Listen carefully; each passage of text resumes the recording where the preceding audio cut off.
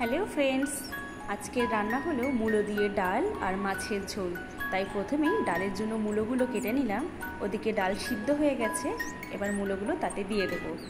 যতক্ষণ মূলো সিদ্ধ হয় তার মধ্যেই আমি মাছের জন্য আদা, জিরে ও শুকনো লঙ্কা বেটে নিচ্ছি। আমার মশলা বাটা হয়ে গেছে। এদিকে দেখো ডালের মূলোগুলো সিদ্ধ হয়ে গেছে। তাই এবার ডালটাকে সম্বাদ দিয়ে দেবো। সম্বাদ দেওয়ার জন্য প্রথমেই কড়াইতে তেল গরম করে তাতে 5 ফোড়ন ও শুকনো লঙ্কা দিয়ে দিলাম। 5 ফোড়ন শুকনো লঙ্কা ভাজা হয়ে গেলে এর মধ্যে আমি ডালটা দিয়ে দিচ্ছি।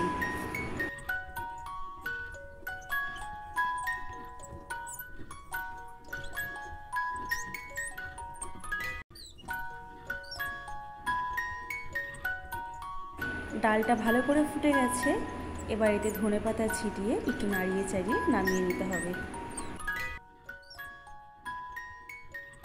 চলে এসেছি মাছ নিয়ে। আজকে রান্না হবে আর মাছে ভালো করে লবণ হলুদ মাখিয়ে নিচ্ছি।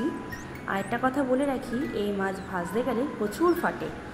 তাই কড়াইতে তেল গরম করে তাতে একে একে মাছগুলো দিয়ে উল্টে পাল্টে ভালো করে ভেজে নিতে হবে, অবশ্যই ঢাকনা দিয়ে। আমার মাছ ভাজা হয়ে গেছে। মাছগুলোকে তুলে কড়াইতে আরও একটু তেল দিয়ে, তেল গরম হলে তাতে কালো জিরে ও কেটে রাখা টমেটো দিয়ে দিলাম। এইবার দিয়ে দিলাম বেটে রাখা আদা, জিরে, শুকনো লঙ্কা ও হলুদ গুঁড়ো এবং লবণ। সব কিছু ভালো করে কষিয়ে নিতে হবে। মশলা কষানো হয়ে গেলে দিয়ে দিতে হবে এতে পরিমাণ মতো জল। আজকে ঝোল বেশি রাখবো না, তাই জল অল্পই দিয়েছি। ঝোল ফুটে গেলে ছেড়ে দিয়েছি ভেজে রাখা মাছগুলো। মাছ দিয়ে কিছুক্ষণ ফুটিয়ে তাতে দিয়ে দিলাম 4টে চেরা কাঁচা লঙ্কা, বাড়িতে বানানো ভেজে রাখা ধনে গুঁড়ো ও নামানোর আগে সামান্য ধনেপাতা। আমার ভিডিওগুলো তোমাদের কেমন লাগে অবশ্যই কমেন্টে জানিও।